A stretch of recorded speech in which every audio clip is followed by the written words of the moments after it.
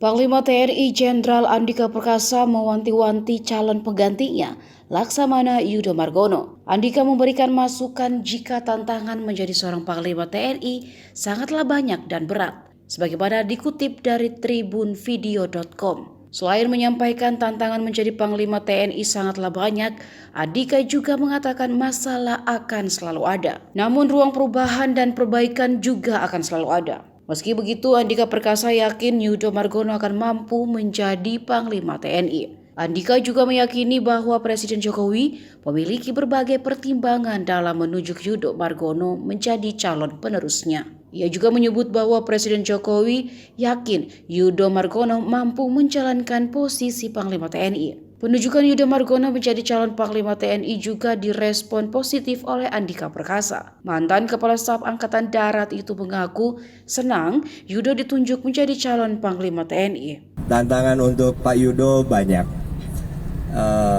karena memang masalah itu selalu ada, dan itu kan teori organisasi, Mbak. Jadi ruang perubahan, ruang perbaikan selalu ada.